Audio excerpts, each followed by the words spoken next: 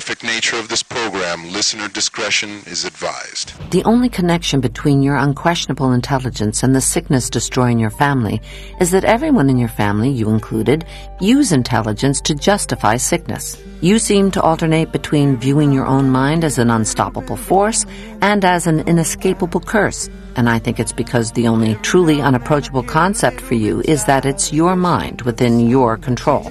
You chose to come here, you chose to talk, to belittle my vocation, just as you chose to become a pickle. You are the master of your universe, and yet you are dripping with rat blood and feces, your enormous mind literally vegetating by your own hand. I have no doubt that you would be bored senseless by therapy, the same way I'm bored when I brush my teeth and wipe my ass. Because the thing about repairing, maintaining, and cleaning is, it's not an adventure. There's no way to do it so wrong you might die. It's just work.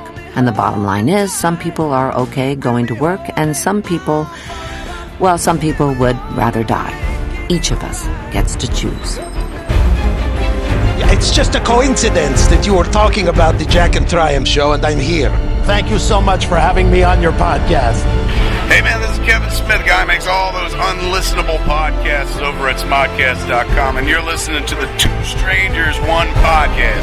This is podcasting.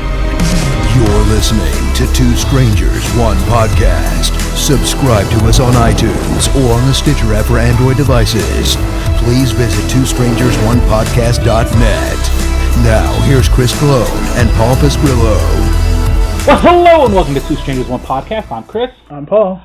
And Paul, time repeats itself. Once again, we're late for another episode. That's nothing new. Nope. Once again, something that I've mentioned last episode, I am unemployed yet again. That's like if you follow the history of this podcast, like I started this podcast, I was unemployed after I got fired from Radio Shack. Then I worked for Rite Aid for a couple of years, and then got fired from there. Mm-hmm. Then I was working for a place. I could finally say the name now because Oscar hasn't written any letters to us. Or should I say the name? I don't know. Maybe I'll go back there, but I don't think they're going to hire me again. But I was working at a place called Conserve, which basically handled like Board of Education contracts. And Board of Education defaulted student loans. And my job, I had to get federal clearance for this. And it's not like that's like a hidden secret because anybody who kind of knows about student loans and stuff like that, they know Conserve. Because one day I went out to a bar. This was a while back, and I met a girl that actually worked at Bryan and Stratton College. Well, two girls that worked at Bryan and Stratton, and they actually worked in the finance department. Yeah. And it was like one of their birthdays or whatever. And I mean, I hope I'm not blowing up anybody's spot or whatever like that. But they both hated the school. But she's like, "Oh, you work for Conserve? I deal with you guys all the time." Because we used to do where you would call somebody up and say, "Hey, you have a defaulted student loan. You owe $30,000 that you haven't paid a penny for in the past fucking 10 years." We would set people up for. It's kind of funny because my brother works there, but. Yeah. Oh, okay, but we'll keep that for the. But yeah, so I used to work. I worked at a place called Conserve, where once again we got Board of Education contracts, and once again here, as much as this show is anti-Trump, now here's where dealing with Donald Trump actually hit me right in the fucking pocket, because there has been no new contracts since Donald Trump has taken office. Really? The Board of Education is scared, and as a matter of fact, there is a very real possibility that if Donald Trump had his way, there'd be no more Department of Education anyway. So right now the department, that's why they put Betsy DeVos in charge, because she's like, her father was like a contributor to the Trump campaign. They kind of threw her just to kind of be a figurehead. Because she was the first. I don't know if it's the first time, but it's one of the few times that the vice president has had to cast a vote to get something passed. So there's a possibility that if Trump gets his way, on top of all the other crazy shit that's going on in the world, the Department of Education will go away. Well, that being said, they haven't renewed any contracts. And every month they would have like a fucking company-wide meeting about don't worry, this and that, and we got a billion we got a billion names in our contract right now. Just keep working them. Well, there was no influx of new business. Right. So I've been working with people who've been with the company for 10 years, 5 years, and there was always new business right up until fucking Trump took office. Right. Or towards the end of Obama's, because everyone was scared about Trump. So there was no new business. So business was drying up. and imagine, a job like that's very competitive. A lot of people are they're like sharks, they're big businessmen, like salesmen. And a lot of people were very, so all like the better accounts were kind of already being dealt with. And there was a lot of protocol, like you couldn't deal with someone else's account, like if they were on it in the past 2 days or all this other shit. So as much as, we talk about Trump and how we hate Trump was directly affecting my pocket because, the contracts had dried up, and it was really hard for me to make money and hit commission because we weren't getting, all these people that have been doing great. Some people have been doing good for the past 5-6 years under Obama, mind you, doing great, and then Donald Trump comes in and everything dries up. So I lost my job there. Now, part of me losing my job is they transferred me to another department, to the IRS department, and they had me where I had to come in every day at 8 o'clock. Well, my daughter started going to Girl Scouts this summer. She's 6 years old, and so she could finally go to camp. And I was trying my best to get her to the bus stop and then get to work. And the company itself has this great fucking employees are number one, and they're the best, and they're our number one commodity, and the number one our employees are our number one priority. So I said, look, I'm an employee, and I'm having a little trouble because I'm dropping my daughter off at the bus stop, and I'm across town, and I'm trying to get across town, and I'm going to have trouble. I'm going to be getting here about 8:10 every day. Oh, we'll look into it. Well, I guess I eventually got to the point where, that I guess their limit, and they fired me. And of course, a lot of people would say, well, where's the mother? Well, the mother was responsible for picking up the daughter, or, the mother's man. And I'm not going to get into, I'm not talking about the mom, I'm not going there. But so the mom would take care of the afternoon. I took care of the mornings. And does that mean I can't talk about your? No. Look, the way things are going recently, I'm not talking about my baby mama. Okay. Yeah. All right. Just to. I have some choice words, but we'll leave that off the podcast. In the positive for peace and positive energy, I'm not going to discuss about it. I'm actually all right. So. But long story short, she handled the afternoons, I handled the mornings, and so things just didn't work out. I was upset because I was under the impression that they were going to sort of basically let me get away with being late. And mind you, because they switched me to a new department, then I had to be in 8 o'clock. When I was part of the Board of Ed contract, I could come in at 8:30 or 9 or 9:30 or 10. They automatically stuck me in the IRS contract because my numbers weren't that great. So once again, fucking Donald Trump cost me my job. First he cost me from making money, then he cost me my job. Look, I know it's a long way to weave, and I know I'm fucking guilty in the situation, but Donald Trump cost me my fucking job. Fuck him. So and then what scared the shit out of me is I've been unemployed for about a month now. And so that first week kind of doesn't count, or because it was still my old claim from last year when I got fired from Rite Aid. So this woman called me up asking me a million fucking questions about it. And I don't want to get into it, but I'm kind of worried that I don't think I'm even going to get unemployment right now. Which is stupid. So for the past 3 weeks, I mean, I've been living on fucking pennies, doing what I can. But, I think what probably happens, and I could be wrong about this, is that if you've done like unemployment a lot, they get very strict about it. Mm-hmm. So that's why they might be doing that to you. But that just encourages you to get a job even more. Yeah. So I'm, and the whole thing is, I was holding off on really looking for a job because I wanted to wait for my daughter to finish camp, and then right after camp, her birthday just passed. So situation's changed a little bit. Yeah, we can't talk about it, but the situation has changed. I mean, things have changed, and so I'm sort of, I'm like, I don't want to start hardcore looking for a job because it makes no sense if I'm gonna, if I can't make it or whatever the case may be. So just for the record, just updating everyone on where my life has been, because I got fired like 2 episodes ago, but I didn't want to discuss it last episode. We might as well talk about it now. So that's what's going on with that. You're not the only one. Yeah. So I don't know. Did you want to get into your story now while they were? I can get into it just a little bit. I have to put my lawyer cap on because I can't say too much. What I can say is I filed back in like mid-July for modification of visitation, which is you get summoned to my son's mother gets summoned to court, and we have to talk about the visitation. There's 2 reasons I'm doing it. Well, number 1, I'm doing it because it needs to be updated, and the current one that we have that's legal, a legal one that went through the court, is no longer. It's basically, it doesn't cover anything because it was like Tuesday and Thursday from some time to some time, then Friday, Saturday, whatever. Obviously, my son's 11 years old. I want to be able to see him whenever. Not like whenever, but like, you know, if I'm supposed to see him on the weekends, I want to be able to see him on the weekends. You know, if you know, it's the vacation, like he has a week off, I'd like to see him on his vacation. But the problem, it's come to a point, and again, I'm not going to go too far into it, but where I have to pretty much, and this is the second thing, get all of it in writing.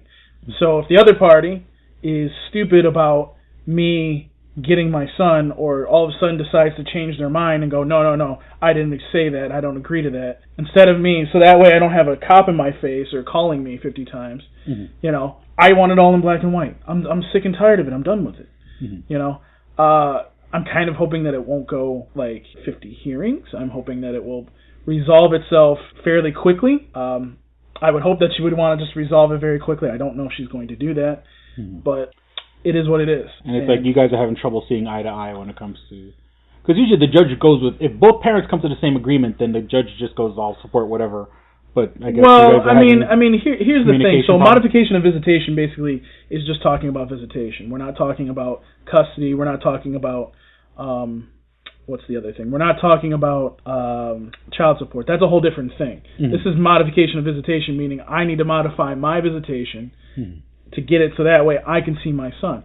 Because there shouldn't be like, you know, I don't like, you know, it's come to a point where it's like, how do I put this without you shouldn't have to trouble? chase anybody down to see your kid. Right, it shouldn't basically. It shouldn't have to be I'm not going to say what... Pope, you know? Okay, so I'm not going to go too much farther into this, but let me just say it this way. For the record, that's just what I'm saying. Right, let me just say it for the record for this. Basically, it's come to a point where I have to kind of just, because of reasons that she doesn't want me to see my kid, and by the way, I don't beat my kid, I don't do anything to my kid, nothing's happened with me or in my care with my parents or Kelsea, nothing, okay? Because of what she thinks, because of what she doesn't likes or doesn't like, and I know I'm beating around the bush here, but that's how I have to do this kind of stuff, unfortunately, when we record a podcast. I have to protect myself. And I also have to protect my son because, you know, my son sits there and thinks he's going to be with me for a week. It should be a week. It shouldn't be like all of a sudden, you know, now he's back at his mom's house for no reason. You know what I mean? Oh, okay. So that's where that's at. And I'll let you know because I have it next Thursday. I have my hearing. I don't even, you know, I don't know if she'll show up. I don't know if, I haven't had CPS show up since she got served.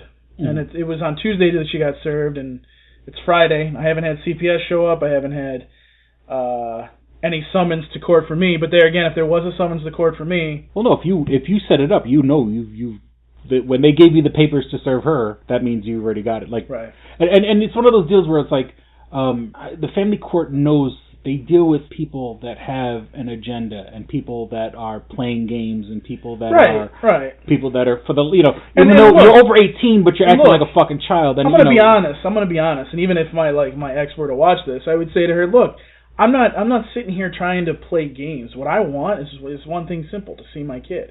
But I don't want restrictions. I don't want like, okay, yes, I said you could see him to this, but you know what, I changed my mind. No. I have him from Friday to Sunday at these certain times, and then I drop him off at, say, the other kid's father's house or something, you know. And then that way I don't have to deal with her. She doesn't have to deal with me. We're all good. You know what I'm saying? Like, there's no problems here. Then he could still see his grandparents. Then you know, we're all happy. Nobody has to get dragged through the mud here. Yeah. You know, that's what I don't like, is when people sit there and they're like, well, I want to drag him through the mud. No, I'm not sitting here trying to drag anybody through the mud. I want to be able to see my son, and I don't want any restrictions on it. By the way, we have joint custody, so you know, that's another reason why I don't need to take it for custody, because we have joint custody. Yeah, and it's sort of weird, like in the same situation, like you would think that in a situation like both of us are both in a situation where our kids with us, our kids when they are with us less than half the week or whatever the case may be. But you would think at the very least it gets the kid out of the house. I mean, don't get me wrong. I love my daughter with all my heart. She can be a handful. So you would think just for the sake of, hey, here's a babysitter, and you mean, whatever, if she's playing games saying that she feels the kid is not safe, which obviously is fucking bullshit, but that's none of my business. But the fact that it's sort of like it's like it's a babysitter. You know what I'm saying? Like if I had a kid, like for people who have their kids all the time, and someone said, hey, look, here's a loving household your kid can go to 2 days out of the week, they would jump on it. I don't understand. It's like a free babysitter for so basically, that's going to be a fun story to tell. Go hopefully, do some adult things. Hopefully, it gets settled on Thursday. I hope to just settle it because I'm not looking to I'm looking to just see my son. There shouldn't be any problem with that. And if it becomes a problem, like if this like goes on for 2 or 3 hearings, it's not going to go well for her. I'm going to tell you that right now. I mean, Chris heard something tonight that he doesn't, well, we really can't talk about, but after hearing that, like when I play that in court, the judge is going to look at her and be like, yeah. They know they got to do it. They do with people all the time that are grown-ups that are acting like children. And again, I'm not trying to drag people, like, and it's part of who I am as a parent. Like, I don't want my son to see me like drag his mother through court and be a, excuse my language, prick to her. That's not my intention. My intention is to see my son. Whatever she does, I don't care. I don't care what's going on in whatever situation she's in. Do what you got to do. I don't care. Like, I just want to see my son. That's it. That's all I care about. And I think I've done that in a way that I'm not going to get in trouble for anything. But it is what it is. Like we have to. Unfortunately, as fathers that aren't with the mothers of our kid, we have to go through these situations, and it sucks. Because, especially when it's stupid reasons that we're not getting to see our kid. And, it just really sucks that, not only do we have to go through it, but our son, in your case, daughter, have to go through that kind of stuff. Because, what it is you're dealing with someone who's emotional. And I hate to sound like sexist or whatever, but, men's mind work with logic. Women's minds work with emotion, and it's sort of like and you give the court gives both people equal power, and and then the emotional person is obviously going to make worse decisions because the logical person. Well, sometimes people think, like, for example, there's joint custody and then there's joint custody with custodial rights. Some people think that if somebody has custodial rights, that means that they're the one that makes all the decisions, and they can say, well, no, you can't see your kid, or you can't see your kid. This is an example. No. Custodial rights means that they live with you the majority of the time. Yeah. So they want you to be able to make those decisions, like put them in a new school, like get them all set for that, or new insurance, or whatever. That's your responsibility. But it still has to be discussed with the other parent. Right, but so the non-custodial parent still has to be they're supposed to brought in on that. That's their responsibility, but the other parent must be advised before that happens. Like for example, we have in ours, and again, I'm not going to go too far into it, but let's say like she wanted to go to California and live there. She has to talk to me, and I have to give her the okay. If she was just to go to California, for example, and didn't tell me and just took my kid and the other 2 boys with her. Obviously, I don't have custody of the other 2 boys. They're not mine. But my son is there, and I'm going to fight tooth and nail to get him back here. Yeah. And, the court tries to be civil and tries not to do anything, but in that case, they would sit there and be like, no, you can't. Like, you have to live here, or you need to figure something out, because there's no way that you can just take your kid and go. That's a violation of what's in place. Yeah. So basically I'm hoping that, this is a little dirty, I don't know why. Sorry, it's bothering me. I'm like, whatever. I'm trying not to rub this because Chris will fucking kill me. But I mean, I'm just, I'm looking to try to just get this out of the way because I don't have a bad life. I'm not. Oh, here we go again. Bald cat. Yeah. I mean, I don't have a bad life. There's no problems. Me and Kelsey have a really good life. And we're just. It's typical baby mama drama shit, you know what I'm saying? And and why is it, it's kind of funny you mentioned her with the other kids, the same baby mamas, they got different kids from different men. They like fucking causing problems. They like, because there's this fucking emotional, and once again, it's going to sound real sexist when I say shit like that, but you're putting 2 people on the same fucking equal footing, but one works with emotions and one works with logic, and then you're going to give the person who works off emotions power? Are you fucking that's we're going to have a fucking problem. But and it's right. It's from generations of men before us who treated their wives like shit. That now that we get our swing at the fucking bat. There is countless stories that my father used to tell me about how she, like my brother's mother, because we have different mothers, how he had to get to see my other brothers, and the situation that happened there, and it just for me, I'm like, I try to tell my dad, I'm like, first of all, this isn't your time. Second of all, I don't know any officers. I don't know anybody. It's a different. Yeah, this is a post after O.J. Simpson, with his bullshit. The rest of us are fucked. And don't get me wrong, like I love my father, but sometimes I'm like, Dad, I'm like, you don't understand, like New York State, unless like literally, and this is and it's not just New York State, it's everywhere, but unless my kid was bleeding on the ground, CPS will not do anything. Yeah. And that's the problem. Like, and the funny thing is I've never called CPS on my ex before. I haven't done that. She's called CPS on me once, but she's never called. I've never called CPS on her. That's the funny part. And CPS has been called on her. I'm not going to say how many times, and I'm not going to say to be honest with you, I don't even know what the reasons are. I would love to know. But you weren't making a call. No, I wasn't. That's the funny part. And I'm like, what? I'm like, what? Because like then you're sitting there going, as a parent, you're like, what the fuck is going on? Like, why is there a CPS investigation? Why? But then I'm the bad parent that doesn't get CPS called on them. You know what I mean? Like it's just weird, and I think we've gone a little too far with this. I don't want to go any farther because I don't want to get in trouble or whatever. And I think I've kept it clean. I'm sure people that will listen back to this will be like, yeah, Paul, you kept it clean. Well, I mean, it's sort of listeners of the podcast will just both know that we've just had a long. So both of us have stupid situations. We're both dealing with the quote unquote baby daddy drama or whatever the case may be, baby mama drama. But all right, let's move on to other things. All right, so friend of the show, Court Psyops from the podcast Cinema Psyops, who one day when my Wi-Fi will be back. When he has Wi-Fi. We'll be on the show, even though I've been on his show. I guess he was not too pleased that I bashed George Romero the last episode, because I said George Romero's a hack, and I said he stole from other Italian directors, even though I think he's Italian, but he's like American Italian, but he stole from like Italian directors about zombies, and that why you gotta piss people off? Night of the Living Dead was sort of like Night of the Living Dead was a horror movie. It wasn't really supposed to be about zombies, but it sort of turned into zombies.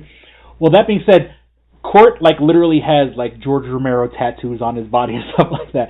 So I know when I was talking shit about George Romero, I was waiting for Court to kind of say something about it, And so what he's going to do if we don't do a Skype with him, I think he's going to give his verbal rebuttal, his own argument. And he's going to record it and send it into us, his rebuttal /rant /fuck you, Chris, you don't know what the fuck you're talking about. And hey, I mean, his podcast is all about talking about horror movies. So I mean, I know I don't consider myself a horror movie person. I still think George Romero is a hack. But so that being said, sometime soon, Court is he's going to record like a file and send it to us. So you get yourself in trouble. This is what happens. No, I can have my opinion. We can be friends and have differences of opinion. We're internet friends, but I have a bunch of fucking internet friends. A bunch of people who listen to the show are internet friends. People I've never met, people that I probably will never meet in real life. But we can talk. Yeah, and I would, and let me tell you, one day, I swear to God, one day when I have the money or whatever, I want to travel every 50 states. I want to go to and I would like to visit people that I know online. If I'm gonna go, we have a friend of the show, Tommy Bort, and once again, I don't know if I mentioned it in the last episode. He gave us a shout out on the Test Pattern podcast. But Tommy lives in Arkansas, if I'm not mistaken. Well, if I'd like to go, if I'm gonna go on a trip, fucking go to Arkansas, go visit Tommy. You need money first. Well, you need money. Yeah, I mean, after my best-selling book goes out and stuff like that, which we'll get to that. But just letting you know, we'll get to that at the end. We'll get to that at the end of the podcast. But my audiobook is available now on YouTube. Shameless plug. It's Jesus Christ. All right, so that being so, I would like to visit. And I believe Court lives out a Wisconsin or something like that. I'd go visit him. I'd go, go see the. If I'm gonna go visit another state, might as well go visit someone who lives there and says, okay, look, this is like if someone came to Rochester, what are they gonna do? They're gonna go up and down Main Street. They'll see the fucking ghetto. Yeah, they'll what? They'll go to the Main Street Armory. Yeah. They'll go to where are they gonna go? Get a garbage plate from fucking Well, see, the problem with Rochester, real quick, is that everything is on the outside of the city, and because of that, a lot of people, they'll go into the city and they'll be like, oh, this is a shithole, and they don't realize that a lot of like the good bars, the good stores, the malls. Opinions of Paul Friscollo don't necessarily. What are you talking about? Shut up. I'm just saying is the city. I don't look. Okay, wait. So it is getting better. Like for example, RockCon is at the Rochester Convention Center. So when that's out there, that does really well. They're finally, and I didn't even know this. There's a building on Main Street. I can't think of what the name of it was. It was actually going to be part of that one huge project that they used to have, where it was going to be a better MCC place, a better Damon Center. What I was going to say. Community College. It was going to revolve. It was going to involve a performing arts center. Some other things too. I think it also involved the bus terminal too originally as well. So they had all that worked out, and then it failed, obviously. Mm. But then now, like right now, they're doing construction on the Social Security office is going to go in there. Mm-hmm. Some other things are going to go in there. They're going to try to put retail on the bottom. But I didn't realize that place hadn't been used for like 20 years. I'm like, holy shit. I'm like, oh my god. Oh, that building. Yeah. I'm like, what? I'm like, you could put like with the Rochester Convention Center, like almost across the street, you could put like a couple bars in there or some restaurants, and it would really do well with stuff that happens there, conventions and that. You know what I mean? Yeah. So, it's just, I'm just saying, if someone came to Rochester with maybe go to Nick Tahoe's for a garbage plate, right? That's the first thing. Like I was talking to. I didn't actually go to TorCon this last time, but I was talking to one of the voice actresses from one of the series. And one of the other voice actors chimed in and went, oh yeah, they got some good garbage plates. She's like, what's a garbage plate? I was like, oh, you'll find out. And she's like, I'm scared. I'm like, you should be. No. That's the thing. Like if I was, I have internet friends and stuff like that, and I would think, and the same thing on the flip side, if they were to ever come to Rochester. Like Jody Schaefer. When Jody Schaefer came to fucking Rochester, I said, hey, fucking hit me up. And we went to the fucking, he was ready I told him to meet me at the comic book store. So that. But by the way, Jody, had you let me know that you were in Rochester, I would have told Chris to go fuck off, and I would have taken you around. Yeah, but that's, stuff like that. Like if they ever decide to come to upstate New York, or let's just say Buffalo. No one's going to come to Rochester. But if any of my internet buddies were to ever come to Buffalo for whatever reason, Buffalo seems to be a place where shit's going on. And some people, if you lived in Cleveland, Buffalo's 5-6 hour drive away or whatever. But if there's something like that, I'd drive out to Buffalo and hang out with them. Or what I'm saying? So it's nice to have internet buddies, and I would go and hang out with them. And I would like to see all 50 states and drive to them all, or whatever. Or at least, I can't drive to Hawaii. You got to go to Atlanta once. Atlanta's an experience too. Yeah, but but not for nothing. I think when I was a kid, I went to Atlanta, but I was too young to appreciate it. Yeah. But and here's the thing with Atlanta too that I like is that you can virtually get anywhere on their subway, and it's wonderful. But speaking of Rochester, I see that next thing on your list. Speaking of Rochester, and here's something I mentioned a couple episodes back, and we were talking about it, and you being kind of the insider. If for local people, for everyone else outside of Rochester, there's a place called Movies 10, which was known for its second-run movie theaters. Yes. $2 movie theater. Now I guess it's coming back as the $3 movie theater. And when I say second-run, it means pretty much movies you can watch on DVD right now are available at the Movies 10. Like right now, the Movies 10 has come back, and give me 2 seconds because I had it up on the screen. Like on their website right now, and they had a soft open, and according to the website, next week is the hard open. But they have The House with Amy Poehler and Will Ferrell. Rough Night, which is horrible. Fucking skip that shit. The Mummy, which I don't want to say was horrible. It wasn't that great. Megan Levy, that's about the female soldier with the dog. Captain Underpants, Pirates of the Caribbean, Dead Men Tell No Tales, a movie I'd never heard of, Everything, Guardians of the Galaxy Volume 2, Boss Baby, and 47 Meters Down. Right. Now, for 47 Meters Down, I'll pay $3 to see that. Guardians of the Galaxy Volume 2, yeah, I'll pay $3 to see that. The House, I paid $3 to see that, and now they've actually put in luxury seating. Now, that being said, you seem to not like this idea. So okay, all right. So let me. I don't know if it's a personal or professional. Okay, so first of all, those of you that are on my Facebook profile and are watching this, well, this will be a fun experience because the current people that are running this are the owners of Pittsford Cinema, and I used to work for them. I've talked about them on the podcast. They're terrible. They don't know how to run movie theaters. However, it's the interesting thing about this that I find interesting about this is Dipson Theaters is somehow involved with these guys.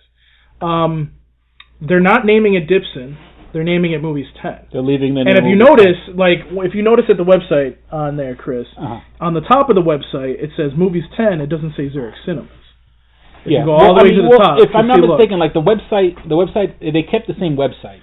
No. This isn't the same website. This is actually this isn't Cinemark. Cinemark had their own website for it. Oh. So this is brand new. So what I'm saying to you, so this is what's going on. So somehow Dipson Theaters, which is another independent operation, is partnered with these guys. Now they're not really. I've messaged them, and they're still saying, "Oh yeah, it's open. Yeah, we're opening it, and we're getting everything together, and blah blah blah." And I'm like, "Okay, so are you guys partnered with Zurich Cinemas?" And they won't answer. So that means that they're partnered with Zurich Cinemas. So basically, what's going on is these guys are running the Movies 10. Ironically, I was actually because with my theater, we're actually going through negotiations right now to get luxury seating, hopefully, and that's. I think I can talk about that. Allegedly, and not to cut you off, but allegedly, wasn't it because they had their air conditioning unit on the roof? So we'll go back to Movies 10. Issues? So Movies 10, basically, what happened with that? Allegedly, I don't want to. Please, I don't. Well, no. This isn't allegedly. So I had actually hired one of their employees. What he told me was the reason they left was the owner of the building, because you got to understand something here. Cinemark didn't own the building. They rented it from somebody that built it. That's a common thing that's happening these days, because see what happens is the movie theaters are trying to convert to luxury seating because a lot more people like it, and they can charge more money, they can make more money and whatnot, blah blah blah blah blah. But what's happened is they like with Movies 10, for example, like that's a privately owned corporation, so that's not anything that's whatever. But so I'm trying to get my train of thought back here. That's what I was trying to do. So, I'm sorry. So okay, wait. So okay, let me explain this again. So Cinemark owned, didn't own, but they were the ones that ran Movies 10. They had a 20-year lease. That's common in the industry. My theater actually had a 20-year lease, so hopefully we renew that lease. But the 20-year lease basically was coming up, and the owner. They went to the owner and they said, "Look, we don't want to be in the second run business anymore." Because the way Cinemark set their business up was they had the first run business, which first run means when a movie comes out, it goes right into those theaters. And then second run means that once the movie comes out of the first run theaters, it goes into this theater. Okay? So basically what happened is they had two sides of business. They actually had two different district managers coming into Rochester. It was the weirdest fucking thing I've ever seen. One for the first run, which was Tinseltown, and one was for Movies 10. So fucking weird. So fucking weird. I don't understand why that happened. But to get to my point, basically the reason why they didn't sign the lease was the owner wouldn't lower the rent. B, the place was going to hell because all the air conditioning units need to be replaced, and he wouldn't replace them. And then C, they don't need those. They wanted to get out of the second run business anyways. So they said to him, "Look, if you don't lower our rent and you don't pay for stuff that needs to be fixed, we're out of here." And the guy refused. So in January, as we all know, they literally gut this place. I'm talking about, and I'll explain that so people understand, because some of you might have actually seen this on Craigslist too. People that were still working at Movies 10 when it closed down, and people from Tinseltown went over there, and they completely cleaned out the theater. They took the poster cases off the wall and the ones outside. They took all the speakers out. They kept the good ones and they threw out the bad ones. Mm-hmm. Same thing with the seats. They kept the good seats and they threw out the bad ones. They took the screens and threw out the bad screens. Mm-hmm. So literally, when these guys went into Movies 10, you got to picture this. They walked into like a fucking warehouse. Picture this. It is gut from one side of the theater to the other. They don't have seats in these theaters. They don't have any sounds. They don't have any screens. That's why when you read the article, you sit here and you see, okay, so they have brand new screens, luxury seating, brand new sound system. Because they needed it. It was that bad. Like, I'm telling you, like, people don't even know this. I'm sure people that are working at Pittsford Cinema that were aware that Movie 10 was going to open, they don't even know about this. I found all this out. It was such an interesting thing to hear. So they put in all this stuff, and I'm guessing what ended up happening is these two companies said, look, why don't we partner up? Let's open this theater. You're going to run it. We're just going to fund it, and we're going to take a piece of the action. But we're not going to put our name on it. That's what I think is going on right now. Mm-hmm. I don't know that for sure. They're not confirming it with me, but since they're not talking to me about that, I'm going to say that they pretty much are doing that. Now, here's the shitty part. I was going to try and see, because I thought Dipson was going to be the one running it. I was like, okay, well, I was going to, put my application in and just put a feeler out there. I wasn't going to necessarily join the other theater, but I wanted to see what they had, what their benefits were, and whatever. Now, because Zurich let me go at the other theater for no goddamn reason, like, I probably can't apply there. See what I'm saying? Like, it's pretty shitty. So, it sucks, but my advice to people is do not work for these people. I'm going to tell you this right now. Do not work for these people. I've heard that they've changed. Right when I'm looking for a job. Well, Go on. I'm good. And I don't harbor any ill will to them anymore. But at the time they did not know how to run these movie theaters. Mm-hmm. Like, they wanted, when they hired me as a GM, they wanted me. They were thinking of having like multiple managers run it or something.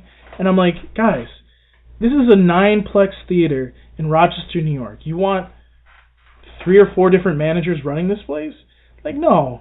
It's one manager runs the place, and everybody else listens to that one manager. Mm-hmm.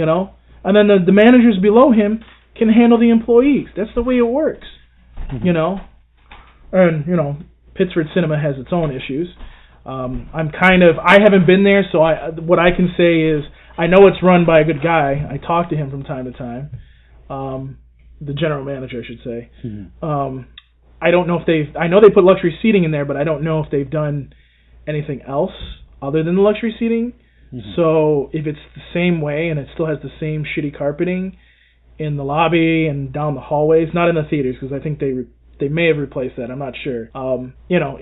Zurich only goes in and does what he needs to. Like, when he opens up a theater, like Movies 10, brand new, everything's wonderful, polished, Mm-hmm. After about 10 years, it's like, okay. You know what I'm saying? So state of the art in 2017. It's kind of like, I guess what spoiled me was when I worked at Dunkin' Donuts, I found out what they do, and I think this is really nice, and I think everybody should follow this, no matter if it's a privately owned company or a corporation. Mm-hmm. Within 10 years, it's in the franchise agreement. Within 10 years, somebody that owns the franchise in Dunkin' Donuts, let's take the one in Rochester here. Mm-hmm. There's a couple different ones, but there's one person that owns the majority of the Rochester market for Dunkin' Donuts. Mm-hmm. They go to them, they're like, well, 10 years is up, you need to redo your store. And, they can get some deferments a little bit, and, for whatever reasons. But eventually, they have to get this place updated within a year or two. Yeah. It has to be updated and has to look brand new. I really think that when theaters do this, like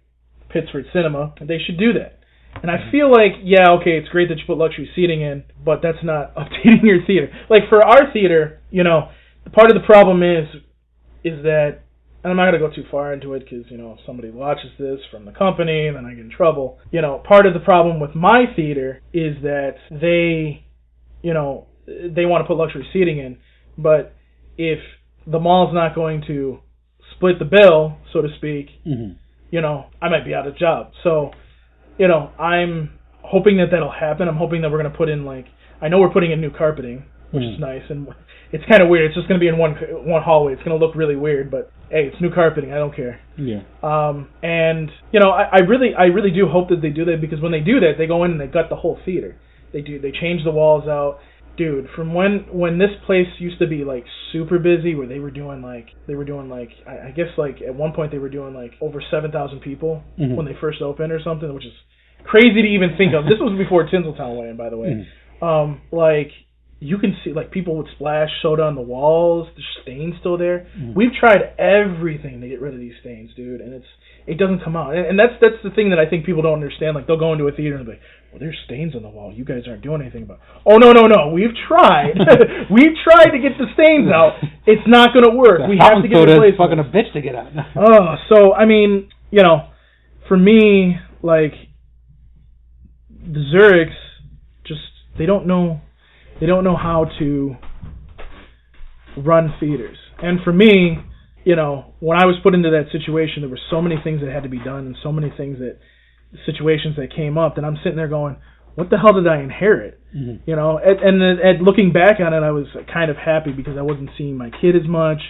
Mind you, this was 6-7 years ago, I think, or something. I don't remember. But I'm very happy that I'm not in that situation anymore, because I never got to see my kid. I never got to, run the theater like I really wanted to, because so many things were not happening. And also, like, I would try to do things, like, for example, get, like, something simple. Here's a simple thing you can do to make extra money. Every single movie theater you go to in the Rochester area has a 20-ounce water and a liter of water. Pittsford only had 20 liters of water. I'm like, guys, every single theater that you see here does this.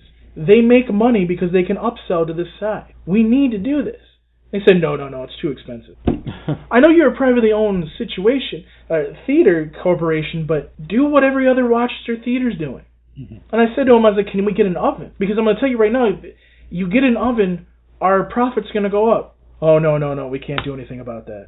I'm sitting there, Chris, I'm just sitting there going, like, I don't understand. Like, do you want this place to be successful? Like, you're putting in digital, they were putting in digital projectors at that time when I was there, and I'm like, do you guys want to be successful, or do you not want to be successful? Like, we need to be doing stuff. I even had to, like, for example, I ran out of a candy, and I had to go, and I don't mind going to Oswego, which is like an hour away, and getting it from a different theater, because they delivered to that theater, they wanted me to go get stuff. I asked the person, I was like, do you mind if I grab, like, 4 or 5 cases of Milk Duds, because we're out of them, and people are asking. And I did that, and I think that was one of the reasons why they fired me, because they didn't like the fact that I was doing stuff like that. But you have to be proactive. You're a general manager. If you don't have anything of a product and people keep asking for it, you got to get it. And I repeatedly emailed them about this kind of stuff, and this is just an example of the shit I had to deal with. Maybe it's soothing for me to talk about it right now. Podcast therapy. Confessions of a theater manager. Like, I'm sitting there going, like, what do you guys want me to do about this? Like, you can't, like, I'm sitting there literally emailing. I'm like, dude, I'm not going to say his name. Dude, I need some Milk Duds. I'm getting customers asking me, oh, you can only take 1 case. That's 48 Milk Duds. I'll be through that in like a week and a half. Like, can I have like 2 or 3, can I have like 4 or 5 cases of this? Oh, no, you don't need to do that. And I talked to the former general manager, and I said, I was like, have you ever done that where you've grabbed extra cases? He's like, yeah, I did it all the time. So I did it. And, shortly after that, they sent me through the door, and I'm like, okay.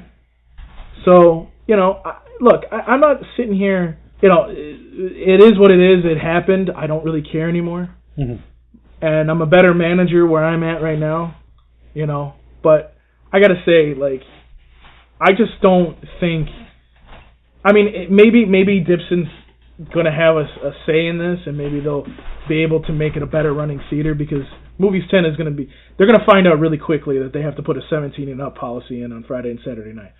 I digress.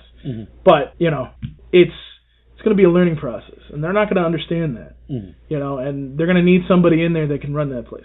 I don't want to go back there. I'm not going to go back and work for people, because I won't get time off. I won't get the benefits that I have right now in my current job, and I probably, even though the pay will probably be better, it won't cover everything that I'm going to need to have done. So it doesn't make sense for me to worry about that. You know what I mean? Mm-hmm. So, but it just sucks that it's not an option.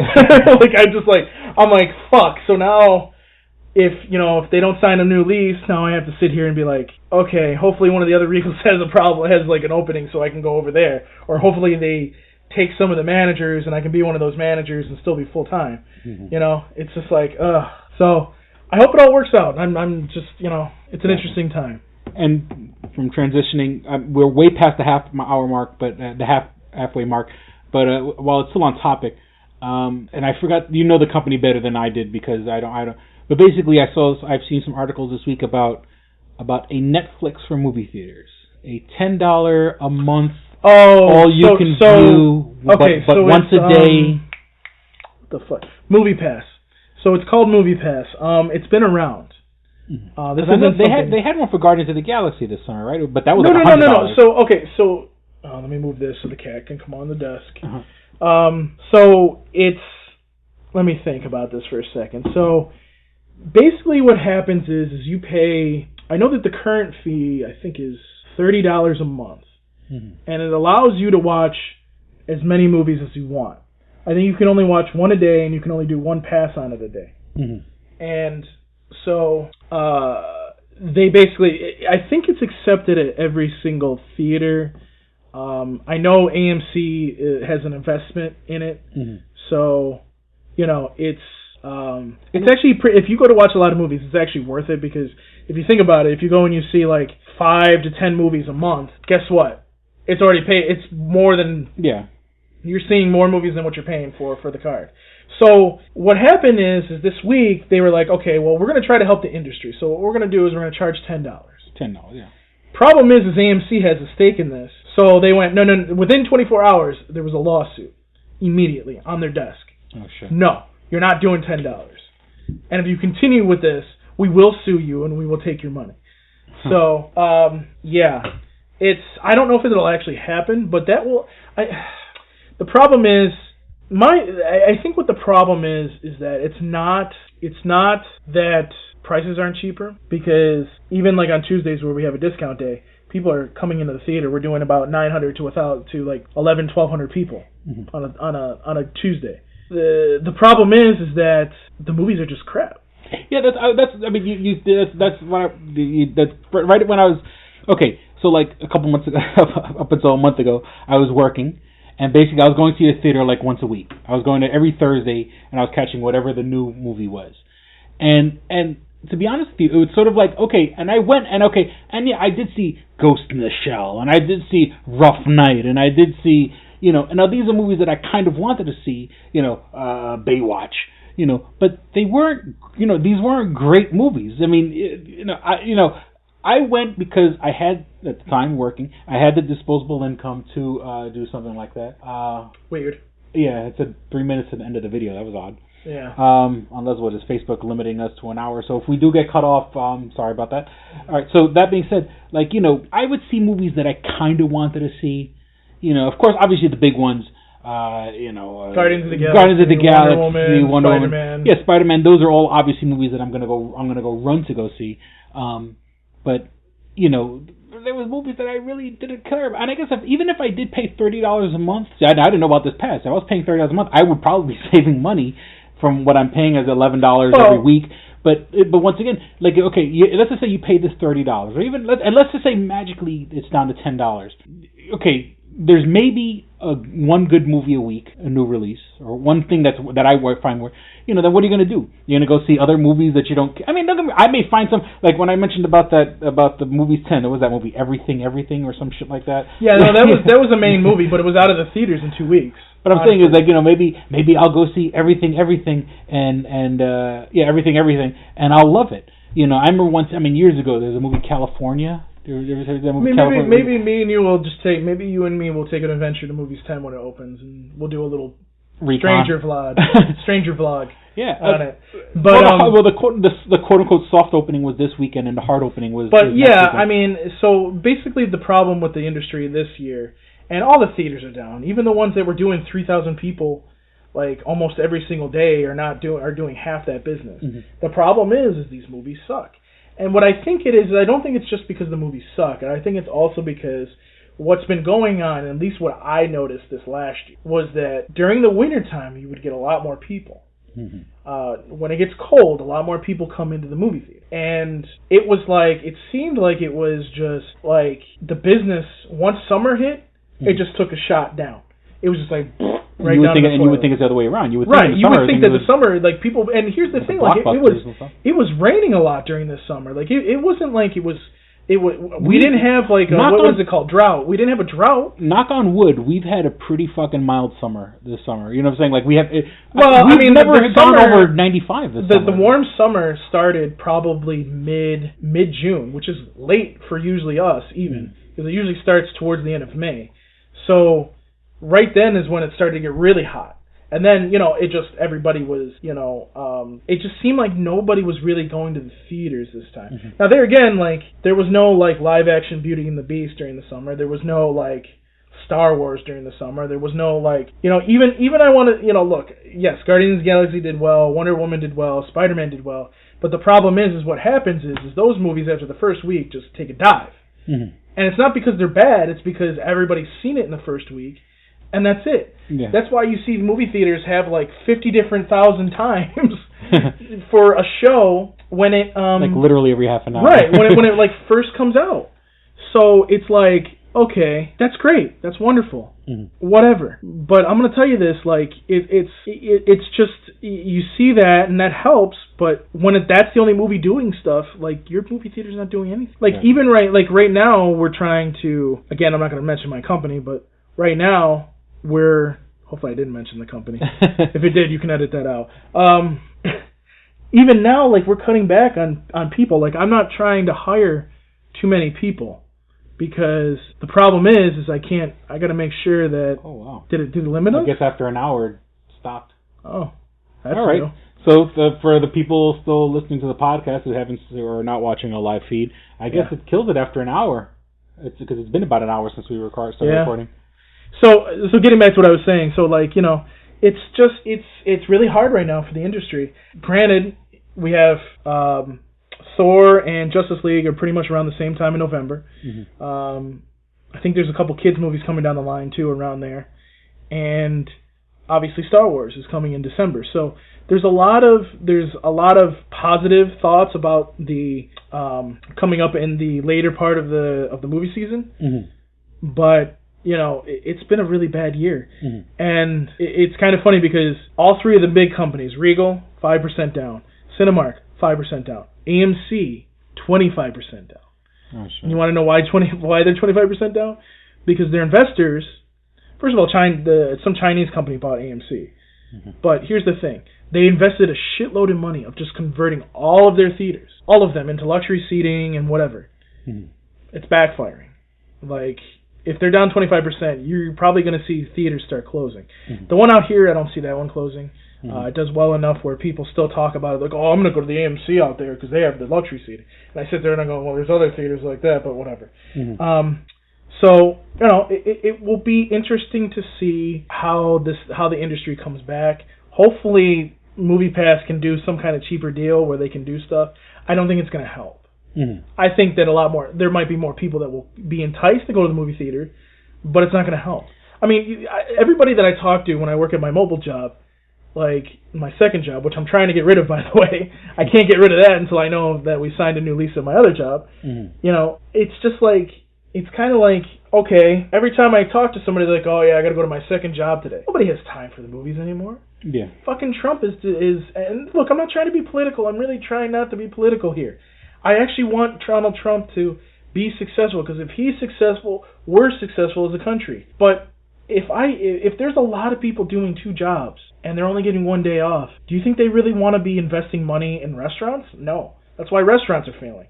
Do you think that they want to be investing in movie theaters? No. That's why movie theaters are failing.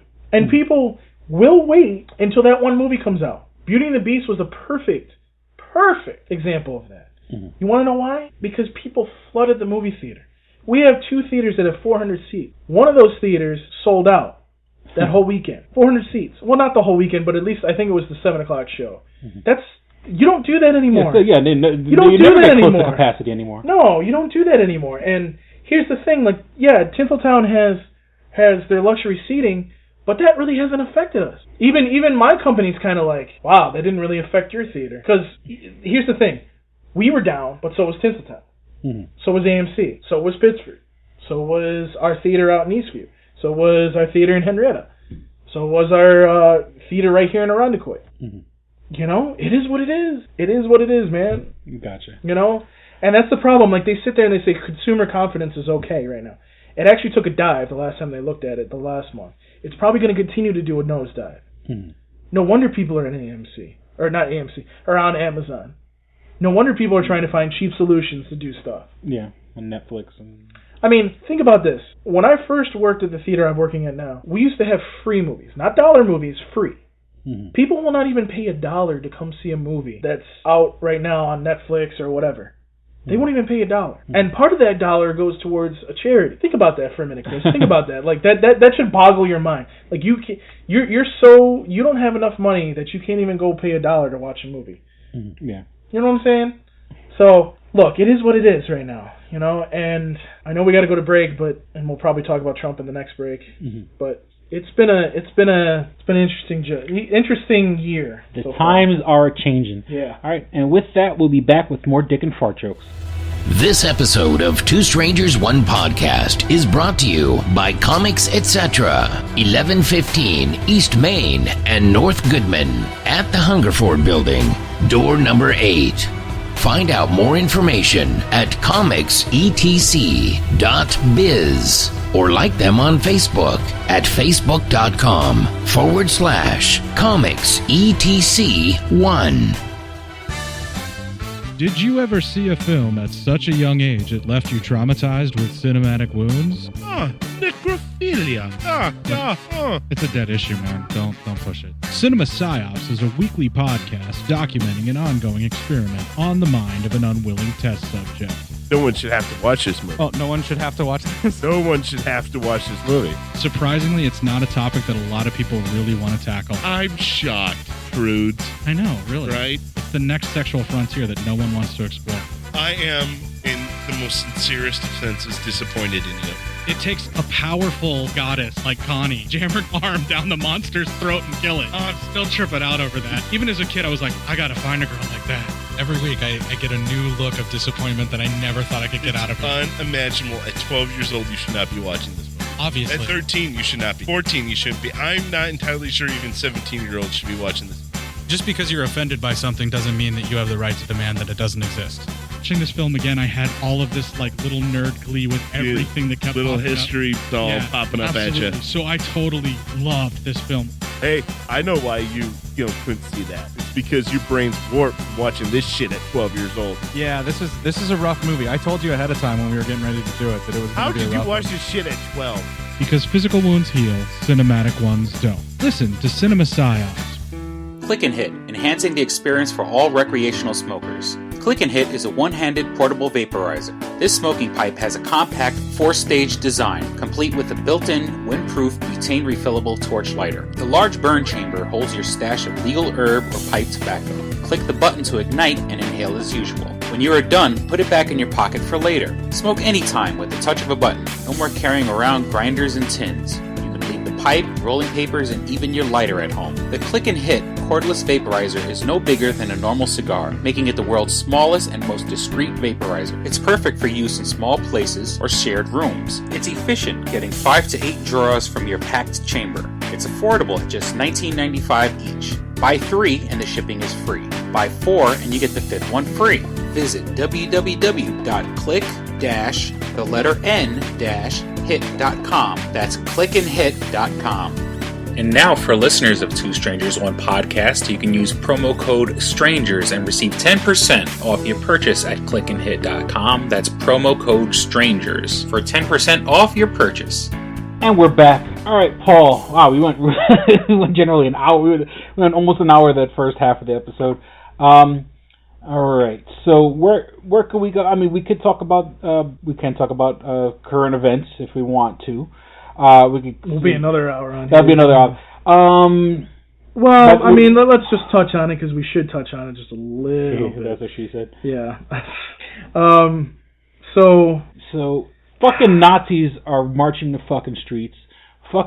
people with Confederate flags are marching the streets, and it blows my mind because, I mean, don't get me wrong, I know, a lot of people were upset when Obama was in office, just for the fact that, just for progress, people were just anti-progress or whatever, but these fucking cowards were hiding in their fucking basements all these years because they didn't even have their cloaks on. Either. Yeah, you see all these guys with Confederate flags, with fucking Nazi flags. Where did this shit come from?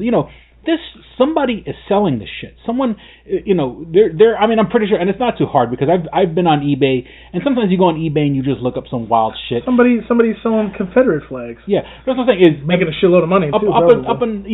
I think eBay and Amazon might have only recently in the past like 2 or 3 years stopped. But I'm saying is in the past 8 years while Obama was in office or whatever, these guys have been waiting for their fucking moment in the sun. Let me relate this a little bit to Rochester. There's a kid in that was in HFL, Honey I Falls, Lima, or Honey I Falls. I'm sorry, not Lima. Which is a suburb of Rochester. It's a suburb. No, it's. I mean, it is in the people who live in Honey I Falls drive into Rochester to work. Right. So But anyway, so those are people who say I live in Rochester. And so basically, I live in Honey I Falls. This kid was caught red-handed in a picture, and these people on the social media were like, "Fuck you, we're gonna find out who you are," and they tracked him back here to Rochester. And I saw the reason I know this is because I actually read it. I read the newspaper article, the reporter that talked to him. Basically, what he said he said that the reason he went down there was for he was protesting the removal of whatever the statue was. Here's the problem with that. So there were a bunch of Nazis and white supremacists and white nationalists, whatever you want to call them, in that crowd. They were chanting "fuck Jews," blah blah blah, using the N-word. They were saying, they were chanting, "Jews will not replace us." But yes. Just like what is it? It's not Jimmy Fallon. One on it. Jimmy Kimmel. Jimmy Kimmel put it perfectly this way. He's like, I can understand that there's people that wanted to protest the removal of this statue. But the minute that you heard them start saying that those Nazi-like things, Jews will not replace us. When you've left that crowd immediately. Yeah, once you see people breaking out Nazi flags and Confederate flags, and you know what it is? Even like, and look, I know we support it, but Confederate flags, you know what?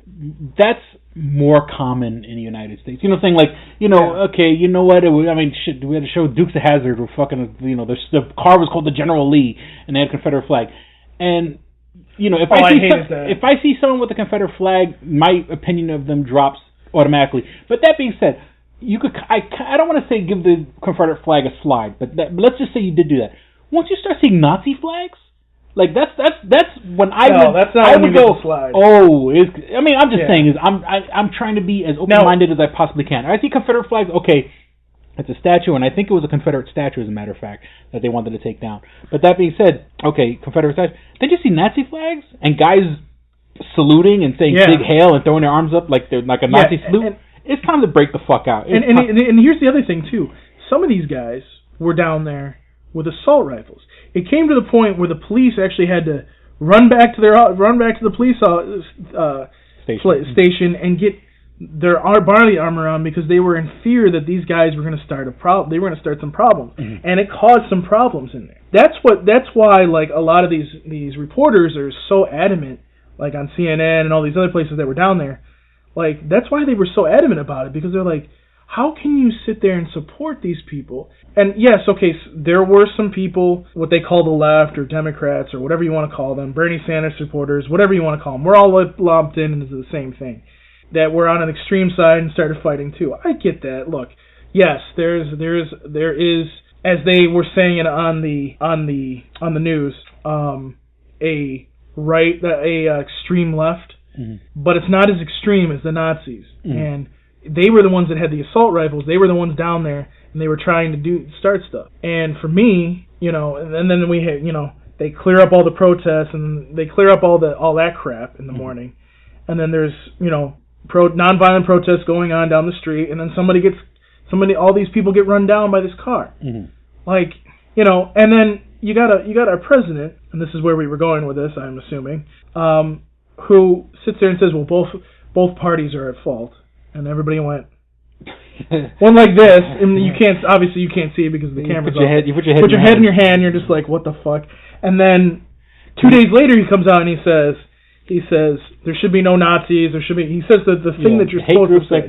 like supremacist groups and Nazis. And then what was it? A day later or 2 days later, he sits there and he says the exact same thing he said on that Saturday.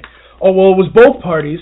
Fuck you people, and they were both at fault. And everybody in his party went like this. They went, what just happened? Yeah. What just happened? Because I mean, let's be honest. He can't speak out.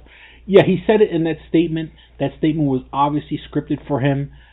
He read it almost like a fucking robot. He can't go out against the KKK because the KKK are major supporters of him. You know, even that was the joke back when his election when he was still running. Yeah, are you gonna vote for Hillary or are you gonna vote for the Nazis? Like it's like, what do you want? You know, like I said, when the KKK and Russia and like some other person supports your this candidate, is that the candidate you want to vote for? So it's so weird that even like David Duke, notorious head of the Grand Wizard or whatever the fuck they call it, of the top guy in the KKK, praises you on Twitter. I mean, there's a fucking problem, Well, and I think what's going to end up happening here, and I really do think it's starting to happen actually, is you're getting more people Democrats are obviously, we're all like, duh, you shouldn't have voted him in the first place. But you got Republican senators and House of Representative people going, look, we need to figure out how to get this man out because this is terrible. Mm-hmm. And if you've noticed, and you got to be intelligent about this, because here's the thing, I'm also paying attention to what Mike Pence is doing. You don't see Mike Pence too much, do you? Mm-hmm. You know why he's doing that? Because he's sitting there going, I'm not taking any fucking part of this. I understand. He said the one time, he's like, well, the media is really hard on Trump, but that's as far as he's won. That's as far as he's went, and he's sitting there like, I'm not getting involved in this gearing up shit. for 2020, baby. No, I don't even think it's that. I think he's gearing up for the fact that within, I don't know how long it's going to take for an impeachment hearing, but within a year, mm-hmm. I think Trump is gone. This is the point that we were all talking about when he got elected. When we said, like, watch, he's not going to make it past a certain point. Mm-hmm. This is what we were talking about, and I just sit here and I go, how did this guy last so long? Like, how did this guy get elected? I understand that people were pissed off at Obama.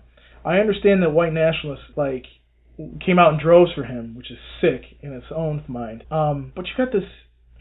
Notice this is taking even longer than we wanted to. Yeah.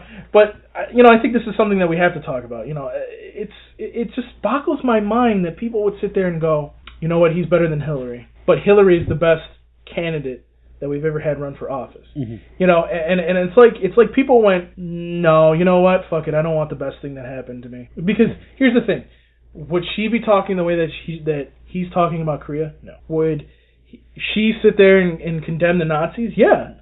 Yeah, Trump in a heartbeat. That day. That day she would be there. That day she would have said, guess what? No. Get the National Guard down there. Mm. So for me, this is just like, I've kind of, if you've noticed on Facebook, I've kind of backed off, saying too much about Trump. But every once in a while I had something to say or on this podcast. But I've really tried to just let him be the president and let him do what he needs to do. After what he did the other day, I'm done. I want him out of the office. If that means I have to deal with Mike Pence for a couple years until the next election, that's fine with me. That is completely fine. Mike Pence is more of a cool-headed person and more, let me actually use the word, presidential than Trump is. Okay? Mike Pence would have came out and said, I condemn all these Nazis and they need to be dealt with immediately. Okay? You understand what I'm saying? Yeah. So, and here's the other thing too. Trump hasn't gotten anything done. You know why he didn't get healthcare done? Because two women on the Republican side who they never consulted about none of the Republicans consulted with the healthcare law about, and a guy that he kept pissing off that was a war hero denied him healthcare. Mm-hmm. And you know why he did that? Because I bet you this is what he was doing. He was like, okay, I'll vote for this, I'll vote for this. This is normal to vote for. I'm not going to sit here and, I'm not going to not vote for this because every president gets this. Mm-hmm. And then he came to this vote and he goes, so let me get this straight. The House is going to come to conference with us, but they may just put it on the floor and vote for it. And then he thinks to himself, wait a minute, even better, I can stick it to fucking Trump. I'm going to do that. And that's what he did. They didn't even get to his vote yet. He went right up there, and he goes, excuse me, no. And went back to his seat. I went like this, I like John McCain. And here's the thing, like, the reason why John McCain voted to put it into, what's the word that I'm looking for? Debate. Because you have to put it up for debate first. Then they debate and they say, well, we want this, we don't want this, we don't want this. And everything that came up was voted down anyways. John McCain, one of the reasons he did that was because this would kill the vote. And it did. It killed the vote. And now what Republicans that are doing right now is they're actually talking to each other. And when they come back, the thought process is they will actually come up with a bipartisan bill. They don't know if the House will take it up, and they don't know if it does get past the House and they all agree and they make a bill finally. They don't know if Trump will sign it. So, but at least it looks like we're starting to see finally Congress see that they need to come together, because John McCain made a very passionate speech, and I appreciate him doing that. I'm a Democrat, and I appreciate what John McCain was saying. We don't need it. It's like the Congress. I think the best way to see how it used to work. I believe the series is called The West Wing. Remember? Yeah. And it was with oh God, who was the president? Who played the president? It was the father of Martin Sheen. Yes, it was Martin Sheen. Basically, what they would do, and they took this kind of from what Clinton used to do, and it's the same thing that Lyndon Johnson used to do. What he would do is he would bring people in and he would say, "Look, I need your vote on this bill." I was like, "Fuck you! I'm not going to vote on this bill." I was like, or they would say to him, "Well, I need this," and they would compromise and get stuff in. What he would do is he would sit them down and be like, "Okay, assistant, can you give me the numbers? Can you give me the numbers of his district?" Lays them on the table. I have a 64% approval rating. You have a 54% approval rating. I will not only back the candidate that's coming up for election in about a year, but I will make sure that you get destroyed and you never get into this town again. So you will either vote for this law or I will take you out, one way or the other. That's how they used to do it. But there was also in the Congress, they also used to be like, okay, well, I want this, I want that. And that's why they called it pork, because some of these bills would have so much pork in them, meaning like funding for projects in other states and everything, that it cost a lot of money. And that was hurting, that was hurting the debt, obviously. And I know I'm rambling on a little bit here, but there's a point. We're not doing that now. We're not even attempting to try to work together. We're not even trying to attempt to even just add some pork to some of these bills, so to speak. You know what I mean? Yeah. So what we need to do now, what we need to do is we need to come together. The Congress needs to come together and they need to do their job. Okay, even under President Obama, they were not doing their job. Whether they were being racist fucks or they just didn't like the man, they didn't want to do anything. It is what it is, okay? Yeah. So hopefully we'll see some more stuff. I don't know. Hopefully Trump gets thrown out of the office, because I'm getting a little tired of it. Well, Trump being in office, along with other biblical signs of the apocalypse, the eclipse happens next week, which unfortunately us here in New York State will not be able to see the path of totality. But and everyone's freaking out, and they're like, "Oh, it's." They say there's an eclipse every 18 months. It's just different parts of the world that can see it. I think the North America hasn't seen it, or the United States hasn't seen one in like 70 some odd years. Everyone's making a big deal about it. I mean, am I interested? Yeah, I'm interested. We have like a museum by us that's like a science center where they literally had they were selling these eclipse glasses. They look like the cheap 3D glasses you get in a movie theater, and then they go and they had like 6,000, and they ran out of 6,000. Well, and then people were trying to come into the theater and ask. They were like, "Oh, do you guys got the eclipse glasses?" We're like, "No, we're fucking movie because they look like the cheap 3D glasses, not the good ones they made out of plastic. The old ones made out of they had the red and blue tint on them. So we do have the eclipse next week. So. Time to break out, your candles and your chicken blood, and if you got to make a sacrifice, Monday will be the day to get it done. I don't know. Am I gonna be? I'll probably go outside and try to look at it. No, well, you're not supposed to look at it, but Right. And I wonder, I don't know. They say, you're not supposed to look at the sun, but you can look at the sun, especially right during the eclipse. But then again, I say that now. Don't do what I say, you'll die. Okay, let's get to the nerdy news, second half of the show. Okay, they just revealed, Disney has revealed that the last, I don't want to say last, of the projected Star Wars movies that we had, we had Rogue One, we have the upcoming Han Solo movie, and the third one was always sort of a, grab bag. No one knew what the third one was going to be. Right. Well, I believe they've made the official announcement that the last anthology movie outside the usual saga trilogy is going to be the Obi-Wan Solo movie. Obviously this is going to be some sort of prequel also. I mean, you got plenty of time to cover. I mean, he's on Tatooine after episode 3, but before episode 4. There's plenty of time. Like 30 years goes by. You can tell his story. You could technically have him before he meets. You could have him before he meets Anakin. You could have that would be pre-prequel. And as they said, as of right now, Ewan McGregor has not officially signed. They said that, but Ewan McGregor in the past has publicly stated that he is ready, willing, and able to do an Obi-Wan Kenobi movie. Right. And I think everyone can agree that of the prequel movies, Obi-Wan Kenobi was never an issue. No one ever said, "Oh, what a horrible," people hated Anakin, people hated Jar Jar, people hated Padme. All the main characters in that movie. Even Palpatine, was kind of like a joke at one point. Nobody has anything bad to say about Ewan McGregor playing Obi-Wan Kenobi. So if he comes back, or at least if he's in this movie, to play a young, and now that he's getting a little older, it wouldn't be too hard to age him up a bit, to be the closer to before we meet him in episode 4. I'm all for it. I kind of hope, and maybe we haven't seen it yet, but I want these anthology movies to kind of enhance the saga movies. I want us to find out somewhere that the girl from Rogue One is, Rey's mother or something like that. You know what I'm saying? And of course that's a rumor that went around. If these anthology movies do stuff like that, I hope, because on Rogue One, they had reshoots, and in my opinion, I wasn't a big fan of Rogue One. Han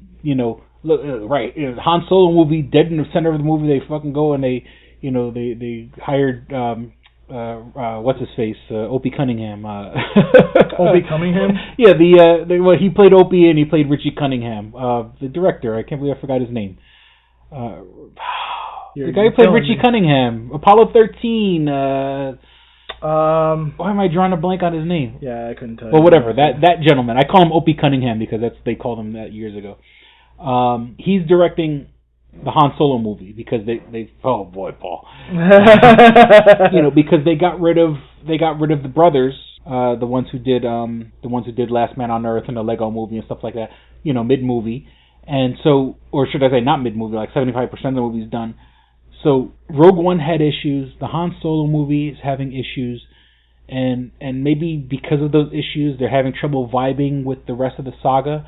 But that being said, I kind of hope these movies kind of give us a better idea. Because, okay, spoiler alert, if you haven't seen it yet, Han Solo dies in episode 7. Well, maybe there's something that we see, because it's not just young Han Solo. It could give us the Han Solo between episode 6 and episode 7. There's a 30-year fucking gap there. They can give us the story of what happens between Han Solo meeting Princess Leia. Marrying Princess Leia, having a kid with Princess Leia. Even if they just touch upon it. Of course, obviously, it'd be kind of blasphemy to do it without Harrison Ford, but they don't need Harrison. I'd hate to say it, but they don't need Harrison Ford. They got this young kid. It doesn't have to be young Han Solo. It doesn't have to be Han Solo at 20-something years old. It can technically be Han Solo at 45 years old, in the middle of between episode 6 and episode 7. So I hope these movies, I hope that they haven't lost, but then again, that's just my opinion. I want them to be part of the greater saga, with giving us little bits and pieces, stuff that would never get addressed in the real saga, but can be addressed in the anthology movie. So, and once again, Obi-Wan, we can have a Boba Fett We can have a Boba Fett cameo. We can have a Jabba the Hutt cameo because he's on Tatooine, for Christ's sake. And then something I saw today, and this was on sci-fi.com, sci-fi, S-Y-F-I, the Sci-Fi, the actual TV channel, that they're speculating that there may be a Jabba the Hutt movie, which I don't know if that's going to happen, or Tales from, there was a book called Tales from Jabba's Palace, but that was pre-Disney extended universe, but kind of maybe using that as a template where you can kind of, you can have a lot of interesting stories that come out of Jabba's palace that just involve all types of characters. Of course, the one being Boba Fett. I mean, if there's going to be a Jabba the Hutt movie, there's going to be a lot of Boba Fett in it because people want a Boba Fett movie. So, once again, just even in the Obi-Wan movie, you can have Boba Fett and Jabba the Hutt because they were all on Tatooine right before the events of Episode 4. So I'm all excited about that. Now, that being said, I don't know if this is going to be... I'm going to speak spoilers for a second, so I don't know if you want to come back in a couple minutes. Episode 8 spoilers. Or not spoilers, but they revealed pictures of Snoke. And they kind of had a play set. They're getting ready for the play set because they're going to have like the Force Friday like they did with Episode 7 where they're going to release all the toys. Yeah. So there's a play set with Snoke in it. So we finally got to see Snoke. Now, spoiler alert, you may want to fast forward the podcast about a minute or two. Here we go. The Snoke, okay, he's a little larger than the average human size. Because they have Snoke with one of like a stormtrooper or whatever. Their version, the New Order's version of the Imperial Guard. Right. And Snoke is like a good head taller than him. So, if you think the average stormtrooper is about 6 foot, Snoke is going to be like 7 or 8 feet. He's going to be a tall dude. His complexion, he looks like a white human. I mean, other than just being tall. I mean, obviously half his face is kind of caved in or whatever the case may be. So, kind of spoiler alert. We're all kind of wondering like what Snoke is going to be because all we saw him was in hologram form. But according to the toy playset, he's taller than the average person. You know what I'm saying? If you take an average person and add another foot to that or whatever. So that's going to be interesting on how they do it. I mean, of course, it's going to, people. I know people probably trying to get their cosplay all up and ready. So if that's the case, you got to be tall. And then they mentioned another toy set that they had mentioned. This was also part of a variety picture shoot. I guess there's going to be a whole planet that's a casino. The way that Coruscant was Coruscant was a planet the whole planet was a city. And Star Wars loves this concept of whole planets being one thing. I think there's a planet that's going to be a whole planet that's a casino. So they're going to visit that in episode. And that's not like spoilers, but that's going to be interesting to see. And it's going to be like the cantina scene. They're going to see all types of fucked up aliens and shit like that, gambling and stuff like that. It's going to be interesting to see too because now it's not the Rebel Alliance. It was the New Republic is going to be pretty much nothing at this point, and the what was it called? The First Order. The First Order, yeah. The First Order is pretty much going to be it was already like just this small thing, anyways. Mm-hmm. So it'll be interesting to see how that plays out. I'm still going to reiterate this. I really hope that Luke Skywalker doesn't die, but we'll see what happens. I think even if he was going to die, after losing Princess Leia, I think they kind of said, no, there's no way he can die. I think, I had saw an interesting video about, I think when he says the Jedi Order has to end is that it's going to be the real balance of the Force. Where there's no Jedi, there's no Sith. There's Force users, she says that in the trailer. She says, I see the darkness, I see the light, and then I see the balance. Yeah. So she has to be you have to be a little evil, a little good, a little evil. Right. So pretty much what I think Luke is saying is you can't have just a Jedi, you can't have just a Sith. You have to have a force of balanced, force-wielding people, whatever that's going to be called, whether it be called the balance or whatever the hell you want to call it. Yeah, you can't be one or the other. You can't be all the way good. You can't be all the way bad. And that doesn't mean that you can't have children. That means doesn't mean that you can't have emotions. That means because look at when you try to be all the way good, you're a Jedi. Yeah, but look what happened to the Jedi. Jedi got played. You try to be all the way bad, well then you're just a scumbag. Nothing's gonna get done if you're all the way bad. Well, the Jedi got played because they didn't realize. Because good is dumb. No, I think they just didn't they shouldn't have. taken to the stormtroopers like they did, and there's actually a side. Remember, story. they didn't. That was No. Palpatine playing them. There was a side story where there was a Jedi, and this was that story with Darth Vader's apprentice.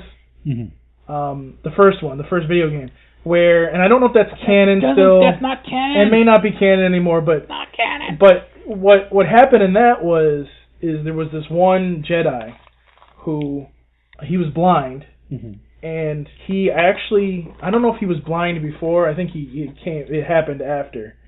But he refused to have any stormtroopers. He would not have any stormtroopers as his force. That's why he lived, because he was able to escape.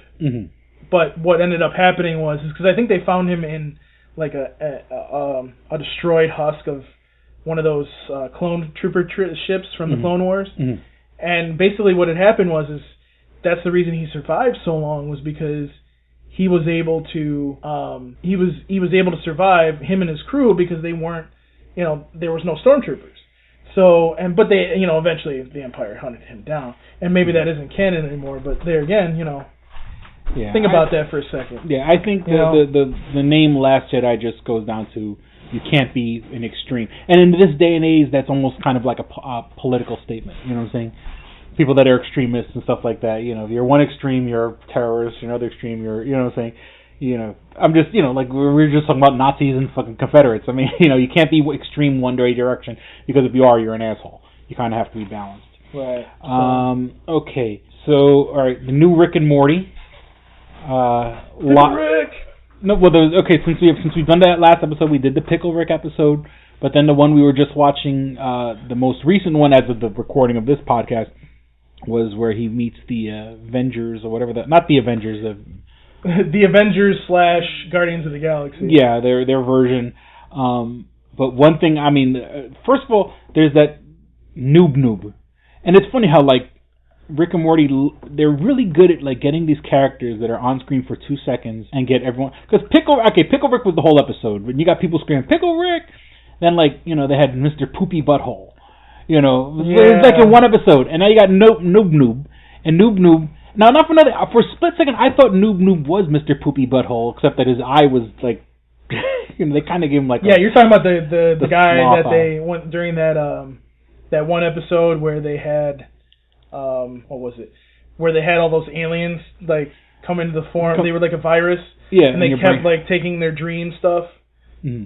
And then they shot him. And they shot him, Mr. Poopy Butthole. And it's sort of like, when I thought Mr. Poopy Butthole and Noob was the same person. That's what I thought. But Noob had like one eye kind of sagging down like Sloth from Goonies. Like, obviously he's supposed to be some sort of like physically challenged, mentally disabled sort of, it's fucked up to say, but so once again, now Noob is the thing. Now, at the end of the episode, they had a cameo by Logic, and, for those of you who follow the podcast, I did an interview with Steve Bloom and Logic, which as of the time of this recording has 14,000 views, which, go me. And of course, no one's watching that because of me. Well, no, but I'm just saying, hey, you needed someone to do it, and I did it. But I thought that was cool to see that Logic. It's one of our most viewed videos, mind you. Logic is getting love on Rick and Morty. That's fucking awesome. Well, there's been Susan Sarandon was the last episode, and it's nice to see like all these people like starting to show up. I would love for them to bring like Steve Bloom in as a character for one episode. Yeah. They don't usually. It's kind of weird because you don't see like these big name, especially anime voice actors show up in some of these shows, and I would love for some of these people to show up because I think they would make it even better. Mm-hmm. Like even if Rick and Morty, I mean, come on. There's no way that you can't do a fucking goddamn Toonami reference. You're on Adult Swim, okay? Yeah. Fuck you, do a Toonami fucking reference. Oh, look, Morty, there's a ship over there. Yeah, Morty, this isn't one of your anime jerk-off sessions. This is one of your waifu... no, he'd probably come on to Tom Ship and be like, yeah, so, are you guys getting it on? You have a parody of, shit from, Cowboy Bebop or shit from, Space Dandy or something like that. Speaking of Casino Planet. Yeah. And, all right, so we usually record on Mondays, but for the past couple of Mondays, since Paul's been fucking flaking on me, I've been catching this show Midnight Texas, which is on NBC, and not to give people counter programming to us, but I've been watching the show Midnight Texas from the same chick that did True Blood, but now it's on NBC. It's been pretty good, actually, and it's funny because I recommended the show on Facebook, and wouldn't you know, the next day, the next episode that they gave was not that great. And it's not that it wasn't great, it was just the first couple episodes were really good, and then this episode was sort of obviously like a filler episode. On Netflix, I finally got to catch the finishing. I finally watched the whole season of Glow. Not that I have Netflix, but there's ways to watch Netflix outside of Netflix. But I watched Glow. I was really fucking into it. I mean, if you like Orange is the New Black, you'll like Glow because it's from the same producers.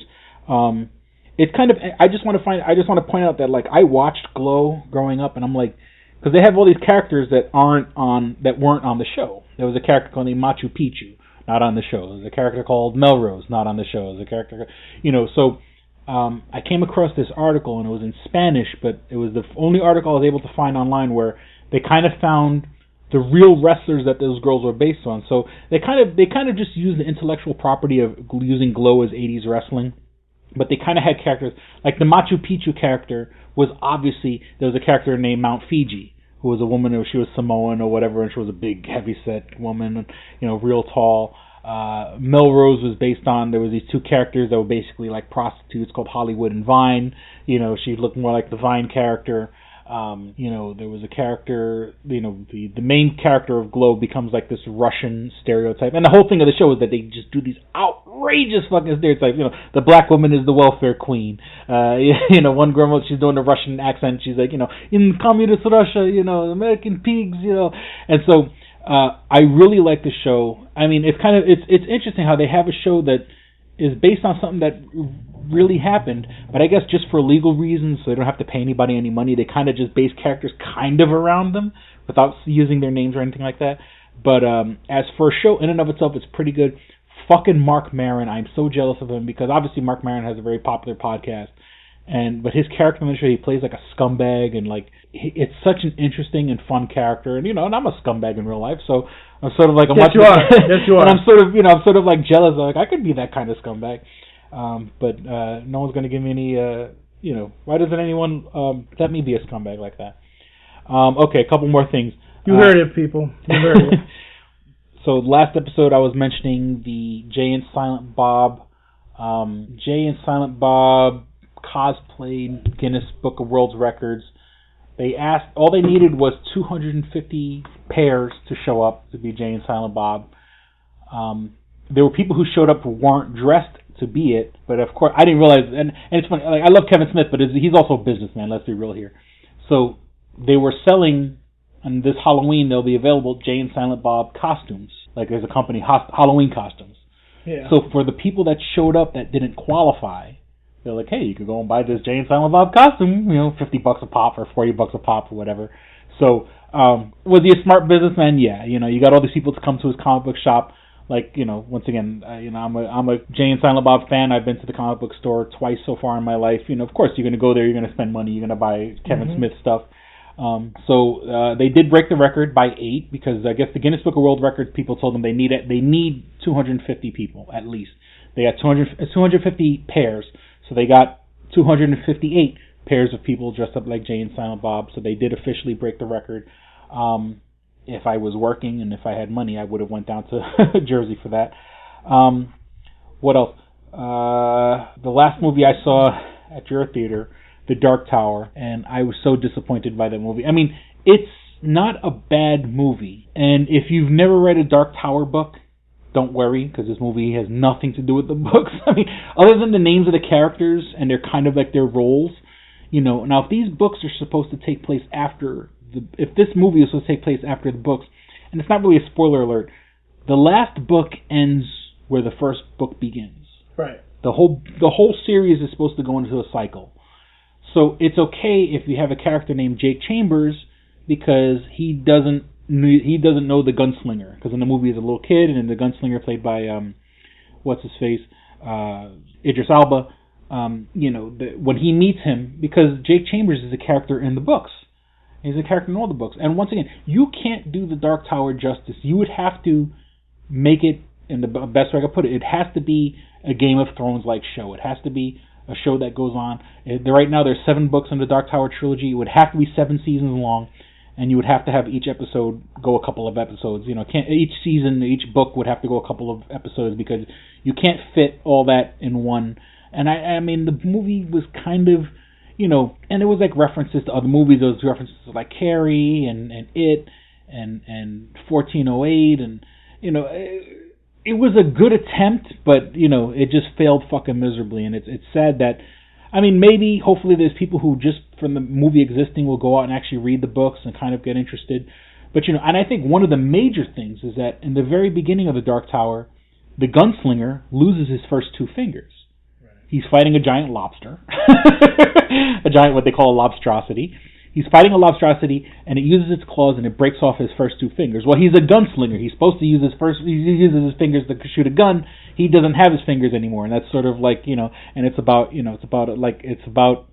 castration. It's about a man. It's like about a man losing his dick. The same way, if you're a gunslinger and you lose your fingers, it's like a man being castrated losing his dick.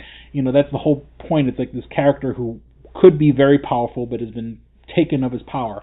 And they spent 7 books about, and the movies get batshit crazy, and the books get batshit crazy. There's a part where they're fighting at the Emerald City from Wizard of Oz, where there's Doctor Doom robots and fucking the flying snitches from the Harry Potter movies in one scene. What I'm saying? It's ridiculous. And of course, stuff like that is going to be hard to fucking show it's going to be hard to show, without you can't have Doctor Doom because they have to pay Warner Brothers a couple bucks, and you can't have Wizard of Oz. You have to pay whoever owns Wizard of Oz a couple bucks.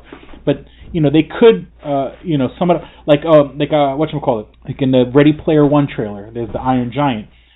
Well, because in the original book, Ready Player One, it was supposed to be Ultraman from the 60s and 70s, Japanese, whatever, Ultraman.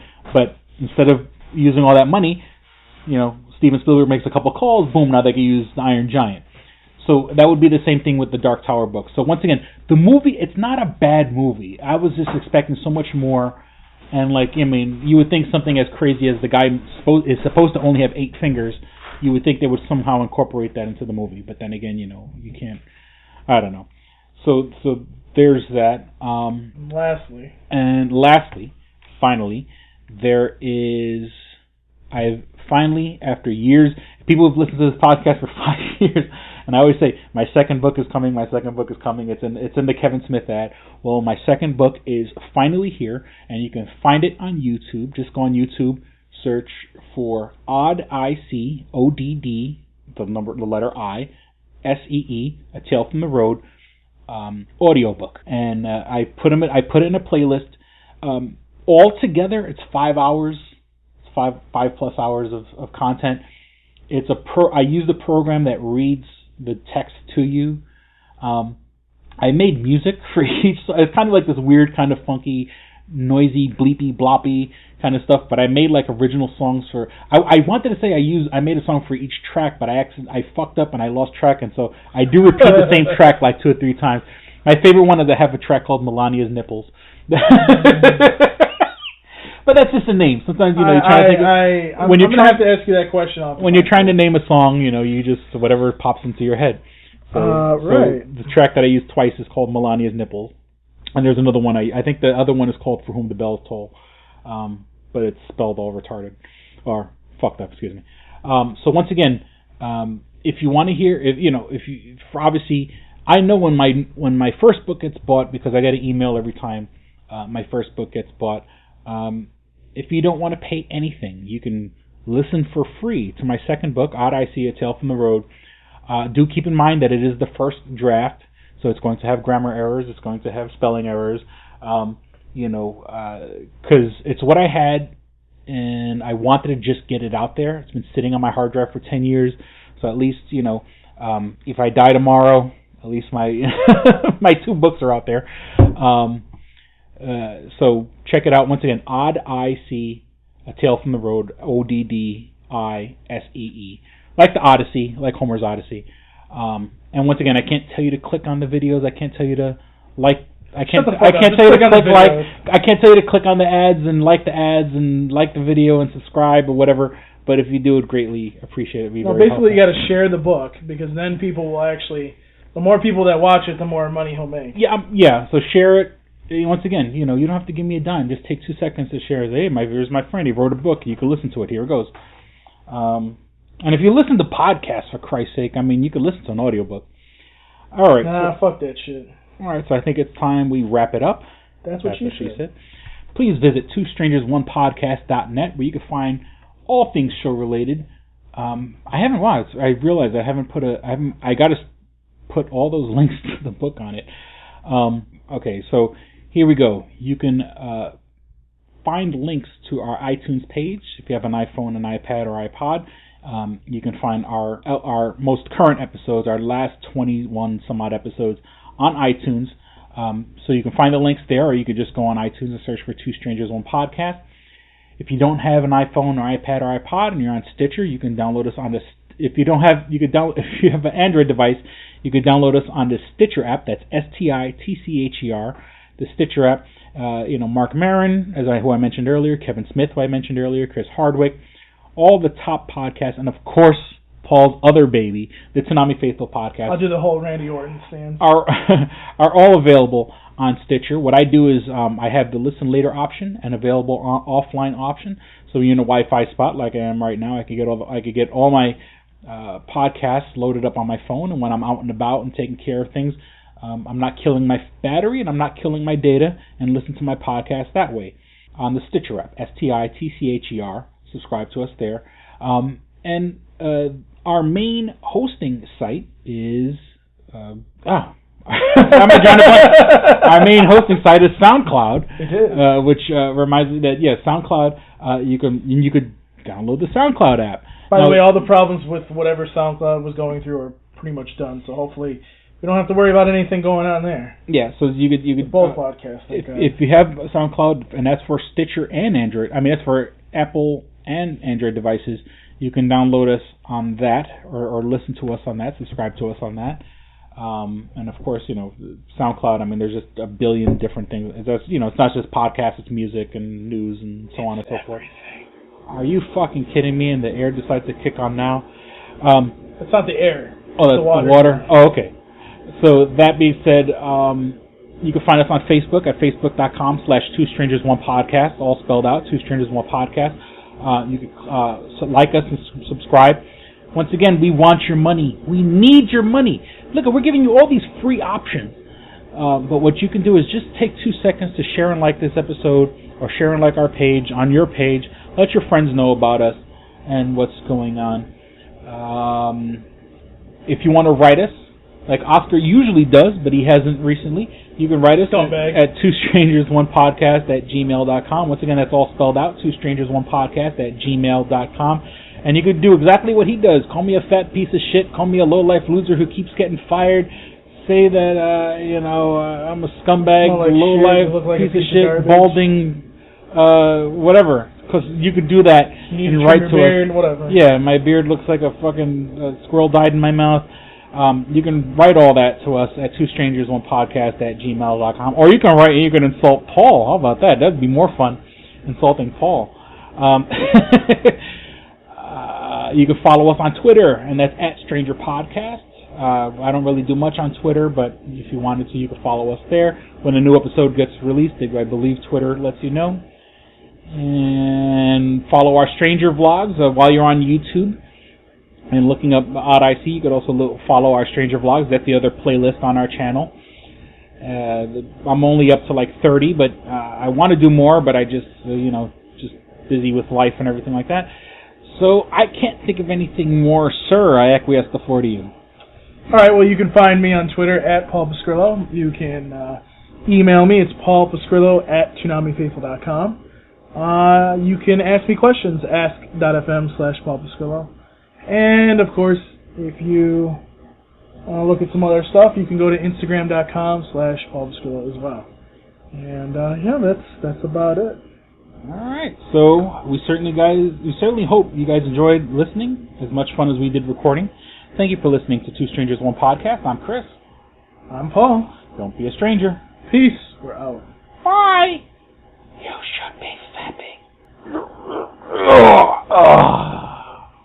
Total eclipse of the heart. All right, here we go, man. Go ahead. You want to read Double Jackpot. What is it? It is a self-published book by Christopher Cologne. Chris Cologne smells good to me. But look at her. That broke that fucking cold little exterior. He's like, hee. But it is spelled C-O-L-O-N. Him punny. But Double Jackpot is a book about a comic book artist, Eric, who is in a loveless relationship with a materialistic I feel you, Eric. Lynette. Oh, fucking. Are you sure I didn't write this? Sounds hauntingly familiar. He starts cheating on his girlfriend with a more creatively supportive woman, Nadia. Well, I got to meet her. Where's the Nadia? There's your summer girlfriend. Summer Nadia is Nadia. Nadia? Yeah, I think Nadia spelled with an A. All right. Both Lynette and Nadia play the double jackpot, the largest payout in lotto history, much like the recent Powerball. Both girls play his birth date as the winning numbers. Eric is now stuck between two of the country's richest women. Who will he choose? It's not that simple. This is a clever fucking idea, Yeah, man. is. Look at her, fucking. She's impressed. I am. She got some summer reading. Christopher Cologne smells real lovely with an original idea. This is. I've never heard this before. I haven't either. This is a self-published book, much in the indie spirit as Kev's Clerks. Oh, you don't even need to name check me. This is just a good idea. You could stand on your own, man. You don't even have to be like, hey, remember Clerks? This is nothing like that. This is way more original than Clerks. This is a good idea, man. Why didn't I think of this? I need something to read. This book is part of the Comic Books, Heavy Metal, Video Games Trilogy Book 2. Odd I See, A Tale from the Road, coming soon. Right on, man. It's part of a trilogy. This is the first part. Way to write, man. He's seeking a literary agent. Motherfuckers, anybody out there? There ain't no literary agents listening to this show, I assure you, sure. Sure. I assure you, sure. But somebody know a literary agent? Hook a motherfucker up! Chris Cologne come up with an original idea. I should tell Raskin. That's a good fucking idea, to be honest with you. That's a fucking rom-com right there. Megan, get Raskin on the phone. Isn't it possible to get Raskin on the phone? No? Yeah. I want to run it past him, man. I want to, and if it happens, I get a taste, Chris Cologne. I get a whiff, if you will. The book could also be ordered on www.lulu.com. That's lulu.com. I understand that. I just want to spell it out. Normally one says it that spells it. Still, lulu.com. What is that? Do you know what it is? I don't know. All right. The book could also be ordered on www.lulu.com. Search for Double Jackpot Christopher Cologne. A paperback version of the book is $15 and a PDF file is only $5. $5 is Yeah. insanely inexpensive. 15's not even that bad for a paperback version. No. This is $1 million idea right here. Like a movie about a dude who fucking is stuck between two chicks, both of who play his birthday and win the lottery. Come on! I can see that trailer. Chris Cologne is on to something. Nobody else can smell it but me. I'll read it. Thank you. I'm going to make that smelly joke. I know. You're trying to get me to laugh again. It worked once. Double Jackpot is a self-published book by Chris Cologne, man. It's the first book in his Comic Books, Heavy Metal, Video Games trilogy.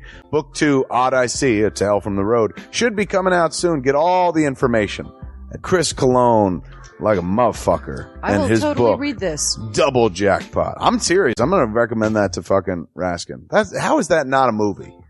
You know what I'm saying?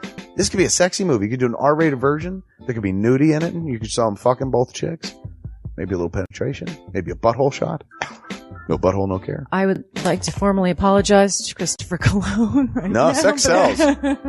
Chris Cologne will appreciate that. He's like, thanks for throwing a few buttholes in there, man. Don't forget to check out twostrangersonePodcast.net, your one-stop resource for everything show-related. You can find links to subscribe to us on iTunes or on Stitcher. You could also find links to buy my book, Double Jackpot, on twostrangersonepodcast.net. Fuck you, fuck you, fuck you. You're cool. And fuck you, I'm out.